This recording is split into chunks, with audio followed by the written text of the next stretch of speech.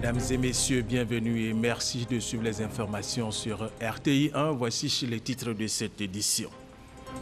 La compagnie aérienne Corsair se dit prête à développer ses activités en Côte d'Ivoire. Cette volonté se traduira dans un premier temps par l'augmentation de la fréquence de ses vols entre Paris et Abidjan. C'est le président directeur général de Corsair qui l'a annoncé hier jeudi au président de la République, Alassane Ouattara. Le gouvernement ivoirien fait le point de sa décision de surveillance des prix sur le marché qui s'inscrivait dans le cadre de la lutte contre la vie chère d'une durée de 6 mois. La mesure arrive à expiration ce 12 janvier. Puis le gouvernement malien va lancer une vaste opération de sécurisation dans le centre du pays, dont une partie est sous le contrôle de groupes armés djihadistes. C'est une vaste opération antiterroriste pour assurer la sécurité des biens et des personnes. Voilà, nous vous le disions à l'instant et dans nos titres, la compagnie aérienne Corsair se dit prête à développer ses activités en Côte d'Ivoire. Cette volonté se traduira dans un premier temps par l'augmentation de la fréquence de ses vols entre Paris et Abidjan. C'est le président directeur général de Corsair qui l'a annoncé hier jeudi au président de la République, Alassane Ouattara. Traoré Mahama, Abiba Dambélé, Saoué.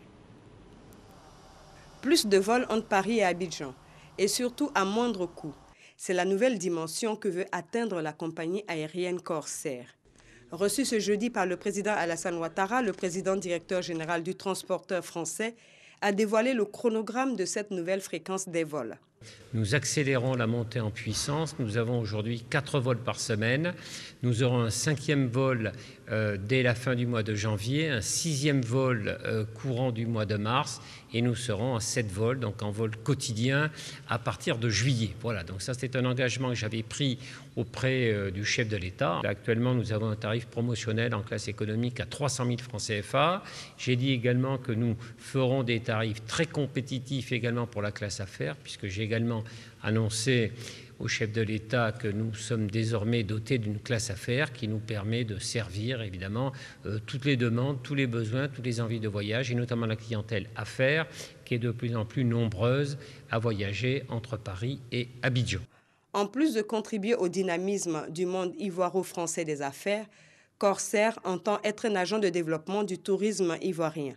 Le groupe TUI et la compagnie Corsair, évidemment, sont prêtes à s'engager aux côtés des autorités ivoiriennes pour développer le tourisme. Je crois qu'il y a une réelle opportunité, à travers d'abord le rôle d'Abidjan comme hub régional, puisque, voilà, compte tenu du développement et du succès que connaît le transport aérien ici en Côte d'Ivoire, et puis il y a une réelle opportunité de développement de la Côte d'Ivoire.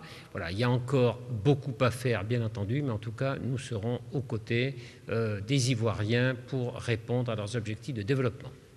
C'est donc un retour en grand pour la compagnie Corsair. Pour rappel, elle avait suspendu sa desserte d'Abidjan en octobre 2015 pour insuffisance de rendement, 2 ans et demi après le démarrage de ses activités en Côte d'Ivoire. Mais l'attractivité de la destination Côte d'Ivoire a poussé Corsair à reprendre ses vols en juin 2016. Depuis, la compagnie a transporté plus de 400 000 voyageurs. Allez à présent les activités du Premier ministre Amadou Gon Coulibaly. Il a eu hier jeudi après-midi une séance de travail avec une délégation de parlementaires japonais. Au cœur des échanges, le renforcement de la coopération entre les 2 pays, concernant notamment les secteurs de la santé et des infrastructures. Alexis Ouedraogo, reportage. La coopération ivoiro-japonaise se renforce. Jeudi, le chef du gouvernement Amadou Gon Coulibaly a reçu en séance de travail une délégation de parlementaires du pays du soleil levant. Les échanges ont porté sur les secteurs à explorer ces prochaines années. Nous avons discuté avec Monsieur le Premier ministre concernant les futures possibilités de la coopération entre nos 2 pays. Nous avons discuté des projets en cours. Par exemple, le projet concernant le portuaire d'Abidjan et puis concernant le projet des infrastructures. Puis nous avons également discuté la possibilité du futur, possibilité dans le domaine de formation personnelle. En 2017, le Japon a soutenu plusieurs projets en Côte d'Ivoire, parmi eux l'échangeur de l'amitié ivoiro-japonaise au carrefour Solibra. D'un coût de 50 milliards de francs CFA, l'ouvrage, dont du Japon, devrait être livré dans moins de 3 ans. Nous avons 3 échangeurs sur le boulevard Mitterrand pour lesquels le Japon est en train d'étudier la possibilité de les financer. Nous avons évoqué le débarcadère de Sassandra pour lequel des travaux viennent d'être lancés. Nous avons également évoqué la question de la santé. Vous vous souviendrez que le CHU de Cocody avait été réhabilité par la coopération japonaise.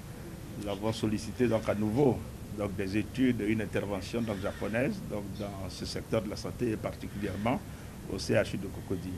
Mais au-delà, nous avons parlé, conformément aux orientations du président de la République, du soutien au niveau des entreprises privées.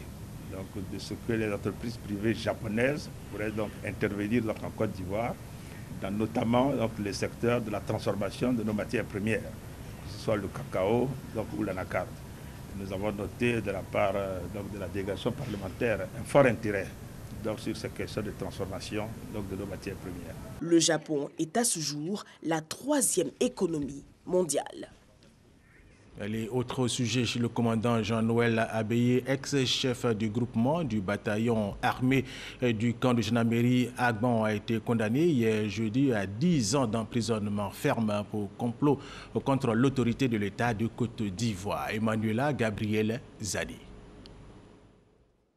Il a écopé de 10 ans d'emprisonnement ferme. Le verdict du procès de Jean-Noël Abeye est tombé le jeudi 11 janvier.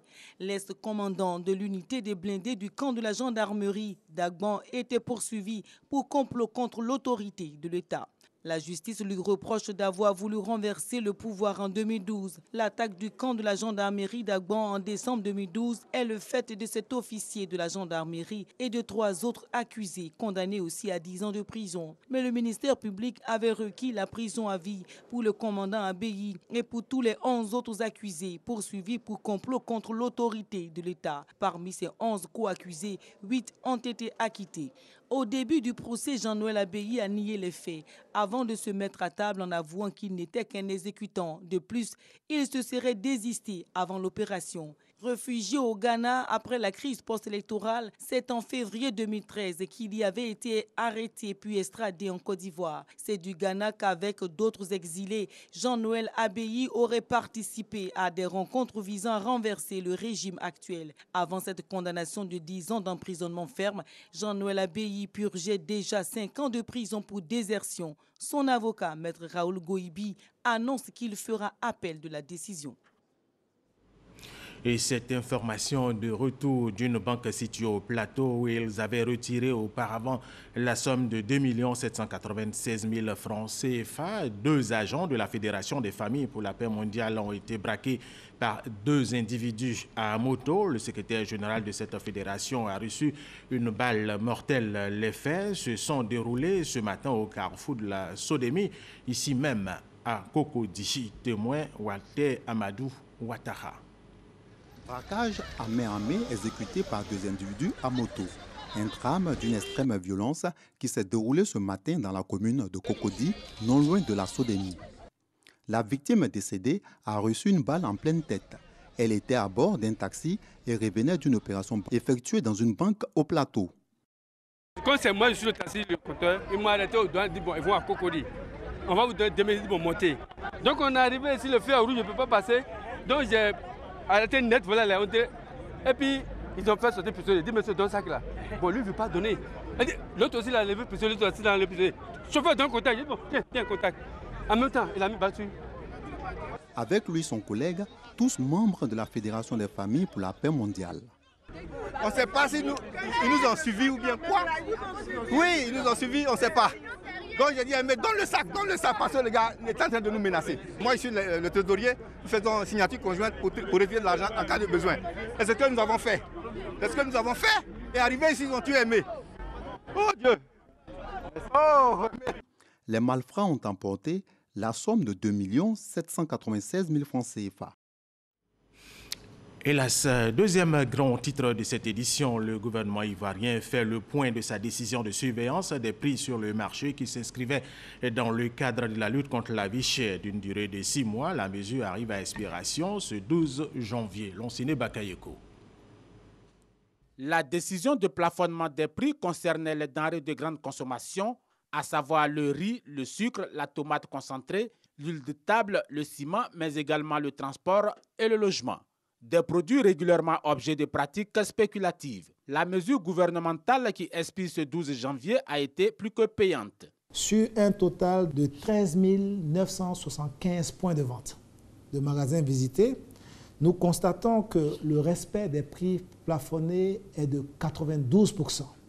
Donc nous avons, le nombre d'infractions est seulement de 1199 infractions, ce qui représente seulement 8% du nombre de magasins visités. Le succès de cette opération, qui aura globalement permis de préserver le pouvoir d'achat des ménages, a été rendu possible grâce aux campagnes de sensibilisation menées par les services de contrôle, mais surtout au civisme des acteurs.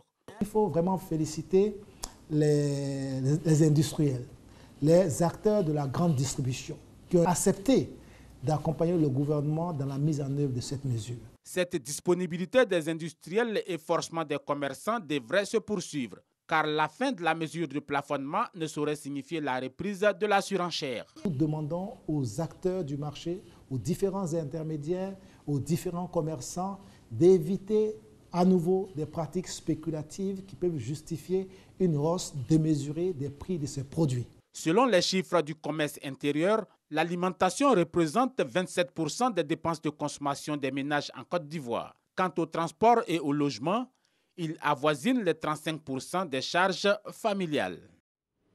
Voyons du côté du ministère du Pétrole, de l'Énergie et du Développement des énergies renouvelables. Il fait le point de ses acquis et présente ses perspectives en matière d'hydrocarbures et d'électricité. Et c'est avec Christelle Ménan.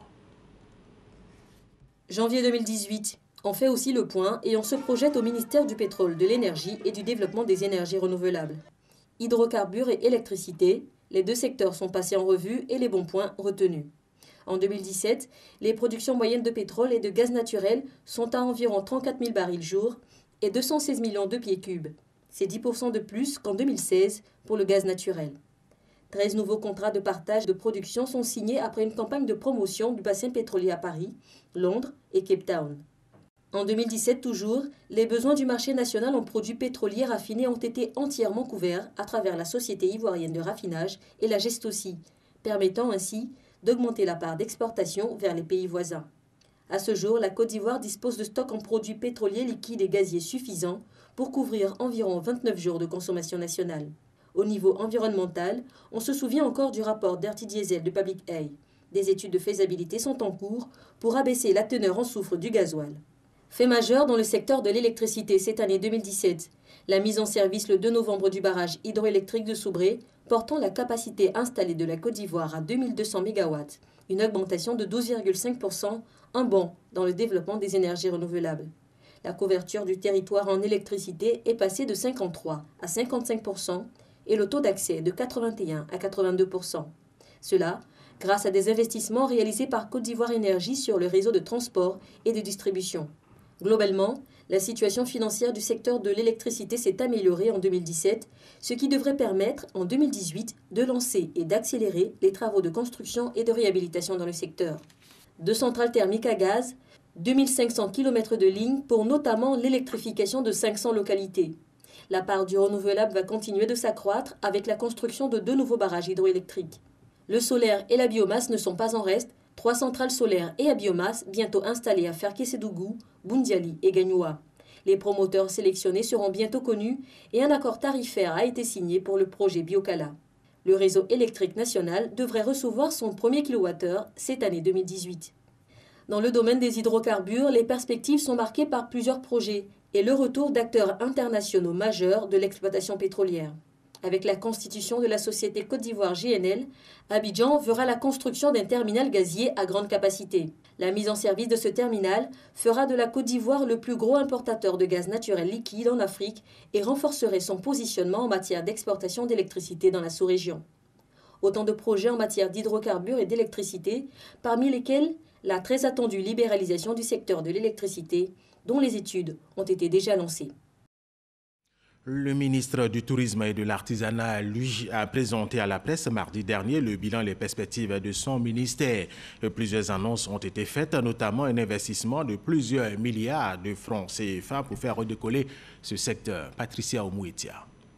Le plan de développement touristique élaboré prévoit la formation de ressources humaines de qualité pour l'industrie touristique et l'amélioration des infrastructures hôtelières. Le développement du tourisme balnéaire avec la réhabilitation de plusieurs plages, le renforcement de la sécurité de ces plages et la création de parcs animaliers figurent au nombre des stratégies du ministre du Tourisme. Pour Siandou Fofana, une véritable décentralisation dans la mise en œuvre de la politique infrastructurelle en matière touristique sera un atout majeur. Un fonds d'investissement privé et un fonds souverain du développement touristique seront mis en place bientôt pour l'essor du secteur touristique ivoirien. Dans le cadre de la politique de décentralisation du gouvernement, il faut faire en sorte qu'il y ait un développement territorial qui se fasse au profit des collectivités décentralisées et au profit de toutes les régions. Et dans la politique de régionalisation, il était important pour nous de voir quelle contribution notre ministère pouvait apporter en termes de développement des activités touristiques, des loisirs, mais la valorisation des atouts culturels, traditionnels et des atouts naturels de l'écosystème touristique de la zone. L'ambition du ministre du Tourisme est de faire de la Côte d'Ivoire la 5e destination touristique africaine dans quelques années. Cette balade lagunaire, au cours de laquelle le ministre du Tourisme a dévoilé ses grands chantiers, a également permis aux journalistes et aux membres du ministère de découvrir ou redécouvrir les riches potentialités touristiques de notre pays. Et toujours en tourisme et parlons de la catégorie d'étoiles d'un hôtel. Cela témoigne de la qualité des offres des hôtels. Mais que signifient ces étoiles qui décident du nombre d'étoiles qu'un hôtel mérite? Restons avec Patricia Omouetia. Un hôtel de luxe fait forcément rêver plus d'un. On imagine des chambres très luxueuses disposant d'une belle vue tout en ayant un service de qualité et un personnel irréprochable. Depuis peu, la classification hôtelière a changé. En effet, un nouveau classement basé sur de nouvelles normes a été établi. Quelles sont donc les caractéristiques d'un hôtel 3 étoiles? Un hôtel est ouvert 24 heures sur 24, donc nous sommes tenus d'avoir une réception ouverte 24 heures sur 24, c'est-à-dire que sur la réception, c'est ce qu'on appelle les 3-8, vous avez une équipe du matin, vous avez une équipe de l'après-midi qui mord jusque dans la soirée, et ensuite vous avez ce qu'on appelle un night auditor qui fait la soirée. À la fois, il continue à recevoir les gens et faire les procédures de départ, mais il clôture également les comptes. Vous avez donc du personnel la journée pour le restaurant pour faire les chambres. Les étoiles ne sont plus attribuées de façon définitive, même pour 5 ans. La démarche de demande d'inspection pour obtenir des étoiles ou de renouvellement pour les conserver doit être entreprise par l'établissement, comme c'est le cas ici pour cet hôtel de 3 étoiles et plus. Nous sommes à 3 étoiles plus. 3 étoiles plus. Oui, pour dire que nous sommes entre le 3 étoiles et le 4 étoiles. Il nous manque seulement quelques éléments pour atteindre le 4 étoiles. On va parler de conciergerie, d'un peu plus de chambres et puis de restaurants gastronomiques par exemple. Avant tout, il est utile de savoir quels sont les critères d'attribution des étoiles à un hôtel. Depuis novembre 2017, la direction des activités touristiques a procédé à la classification des différents hôtels en élaborant de nouvelles normes. Mais quels sont les critères à remplir pour obtenir ces prestigieuses étoiles? Vous avez la superficie de l'hôtel, de la chambre. Vous avez les matériaux que vous utilisez pour la construction. Vous avez l'environnement, vous avez également l'ameublement, vous avez la décoration. Et en fonction de tout ça, nous disons que tel hôtel est un 3 étoiles, tel hôtel est un 4 étoiles. En Côte d'Ivoire, 75% des opérateurs du secteur ne sont pas en règle pour les agréments et le paiement de la TDT, la taxe de développement touristique. Les hôtels sont classés en 5 catégories de 1 à 5 étoiles. Dans le district d'Abidjan, nous avons 6000 chambres en 2, 3, 4 et 5 étoiles. Patricia Omouetia, tout à fait autre chose. À présent, le centre d'excellence en formation de froid dans la commune de Koumassi a bénéficié d'équipements frigorifiques didactiques. Hier, jeudi, ces équipements vont permettre de former les apprenants en froid, aussi bien sur le plan théorique que pratique. Coût du matériel, 400 millions de francs CFA. Adrienne Grascando. L'utilisation du gaz R12 pour l'alimentation des réfrigérateurs, des entrepôts frigorifiques et des centres de climatisation détruit la couche d'ozone sans laquelle la vie sur Terre est impossible. La couche d'ozone protège contre les rayonnements ultraviolets du Soleil. En ratifiant la Convention de Vienne, la Côte d'Ivoire s'est engagée à mettre fin à l'utilisation du gaz R12, un processus qui prend en compte la formation, la mise à niveau des professionnels et techniciens du froid. À cet effet, le ministère de la Salubrité, de l'Environnement et du Développement durable a remis du matériel de dernière génération au Centre d'excellence en formation de froid dans la commune de Koumassi. Ce matériel de qualité doit permettre au maximum d'entre vous d'être bien formés. Il est donc essentiel d'en prendre soin afin qu'il profite à tous le plus longtemps possible. Le projet d'implantation de ces centres d'excellence permettra de renforcer les capacités des formateurs des spécialités de froid et de climatisation, tout en offrant la possibilité aux apprenants des dites filières de bénéficier de ces installations. D'une valeur de plus de 400 millions de francs CFA, ce matériel a été acquis avec l'appui de l'ONUDI, l'Organisation des Nations Unies pour le développement industriel. L'objectif, c'est d'assister la Côte d'Ivoire à réduire donc toutes les émissions à effet de serre qui sont produites justement par des équipements qui sont dans le froid. C'est dans ce cadre-là que nous apportons donc notre assistance à la Côte d'Ivoire. L'élimination des substances chimiques a permis d'éviter près de 2 millions de cas de cancer de la peau chaque année dans les 193 pays du monde ayant ratifié la Convention de Vienne. Le mois de janvier, avec les fêtes de fin d'année, est vu par bon nombre de personnes comme étant un mois long et difficile à cause des dépenses effectuées en décembre. Alors, comment effectuer justement ces dépenses pour ne pas tomber dans la phobie du mois de janvier? Les précisions d'Abdul Kader Segodogo Guédoumon de RTI Boaké. Regardez. Janvier, le premier mois de l'année. Le premier jour est jour de fête et de réjouissance. Les premières minutes sont accueillies dans la liesse. Des feux d'artifice illuminent même le ciel. Dans de nombreuses familles, d'énormes dépenses sont effectuées pour vivre ces instants de fête. Et pourtant, ce mois dégage chez bon nombre de personnes une certaine phobie. Il est vu comme un mois long et difficile. Économiquement, les finances s'amenuisent. Les séquelles des dépenses sont une réalité. Avec ces différentes fêtes, et janvier est très long, donc vraiment c'est compliqué. Fête de Noël, fête du Nouvel An, les différents anniversaires, donc vraiment l'année est sortie. Le mois de janvier est très difficile, compte tenu des dépenses, la fête, tout ça là, franchement c'est difficile. On fait attention aux dépenses, en tout cas on s'éprouve de beaucoup de choses. Les artistes n'échappent pas à cette galère. Au nom de Dieu, là il faut répéter, quand les fêtes passent, c'est la galère pour les artistes. Le mois de janvier, parce que c'est un mois qui est dur, parce que les fêtes sont déjà finies et il n'y a pas d'événement. Donc on est obligé de rester là comme ça pour attendre. Mais avec beaucoup de dépenses aussi, parce qu'on a dépensé. Après, si tu as des enfants, tout ça, il y a la rentrée, il y a plein de choses. Donc c'est un mois qui est dur. Ça, il n'y a pas quelqu'un qui peut dire le contraire. La peur du mois de janvier est bien connue des sociologues. Les travailleurs qui ont une rétribution s'arrangent à ce que les patrons leur donnent déjà de l'argent entre la période comprise du 20 décembre au 28.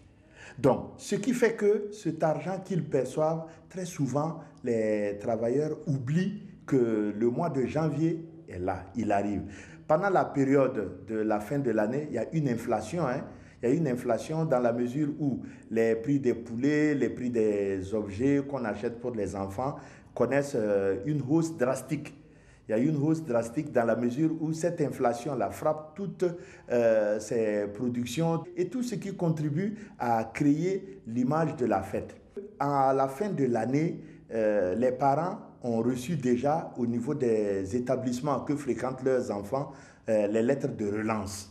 Mais on les met de côté, tout comme les factures d'électricité et d'eau, on les met de côté pour faire face d'abord à toute cette période festive.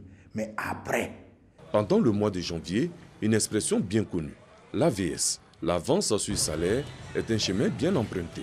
Parmi ceux-mêmes qui viennent, Parce que chez nous, il y a la majorité, il y a des avances sur le salaire qui sont déjà positionnés.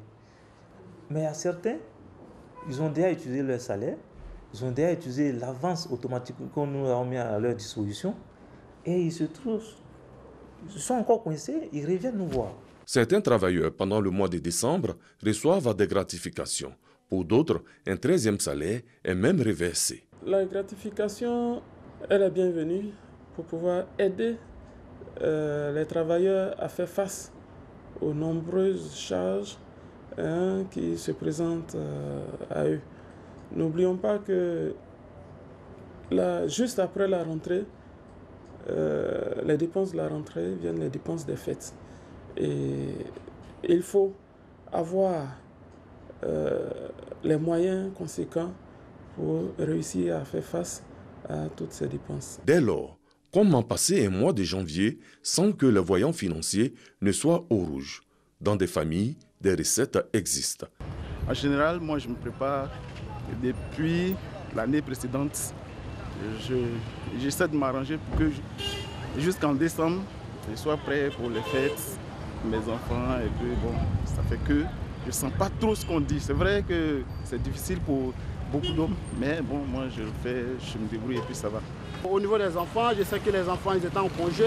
En début de mois de janvier, ils devraient reprendre les cours. Et concernant aussi les autres dépenses, je pense que tout est une question de prévision et d'organisation. Le sociologue donne son point de vue. Il faut que les autorités commencent à sensibiliser les individus que ce qu'on appelle le spectre de la publicité ne doit pas tellement bouleverser les uns et les autres et les amener dans une sphère qui est le consumérisme aujourd'hui, qui amène à consommer à outrance en oubliant de prendre certaines dispositions, certaines précautions. Comme quoi, après la fête, ce n'est pas forcément la défaite. À chacun de régler son planning financier. Voilà, et du sport sans être sur le terrain à la suite de la requête formulée par plusieurs clubs membres de la Fédération ivoirienne de football. Le 29 décembre 2017, le comité exécutif de la FIFA a livré son verdict. La FIFA juge irrécevable la requête des clubs. Samuel Meitch. La crise du football ivoirien connaît un autre épisode. Dans son adresse face à la presse le 4 janvier dernier, le président de la Ligue professionnelle et premier vice-président de la Fédération ivoirienne de football, Sori Diabaté, affirmait que le comité exécutif allait analyser profondément la requête formulée par 42 clubs et groupements d'intérêt de la fédération, où ces derniers réclamaient du comité exécutif la tenue d'une assemblée générale extraordinaire. 6 jours après, l'instance fédérale, par la voix de son directeur exécutif, Jean-Baptiste Samétiassé, donne dans un communiqué sa position après examen de la demande. Au terme des dispositions de l'article 36 des statuts de la FIFA, le quorum requis pour la convocation à une assemblée générale extraordinaire par les membres actifs est de 50% plus 1. La FIFA compte à ce jour 81 membres actifs. Il s'ensuit donc que le quorum est de 42. La FIFA a reçu une demande émanant de 38 clubs et 4 groupements d'intérêt, soit 42. Sur ces 42 membres actifs à ce jour, la FIFA a reçu des clubs signataires 4 désistements formels.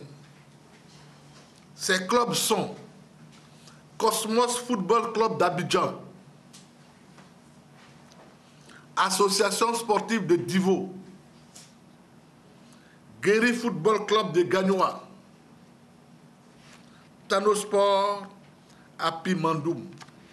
Ces clubs déclarent ne plus se reconnaître dans la demande de convocation de l'Assemblée générale extraordinaire et annulent de façon irrévocable et définitive les dites demandes. Du fait de ces désistements, les clubs demandeurs se retrouvent à 38. Le quorum requis par les textes statutaires ne se trouve donc pas réuni. Le comité exécutif déclare irrécevable la demande collective de tenue d'une assemblée générale telle que notifiée dans le dit exploit. Cette nouvelle disposition vient-elle mettre un terme à ce feuilleton? Quoi qu'il en soit, l'espoir d'un apaisement au sein de l'instance du football est caressé par tous. Les autres titres de cette édition pour terminer, le gouvernement malien va lancer une vaste opération de sécurisation dans le centre du pays, dont une partie est sous le contrôle de groupes armés djihadistes. C'est une vaste opération antiterroriste pour assurer la sécurité des biens et des personnes, également pour combattre les djihadistes. Voilà, c'est la fin de cette édition et c'est Hugues Hervé Blé qui l'a supervisé. Merci aux techniciens et à vous de l'avoir suivi. Restez avec nous sur RTI 1.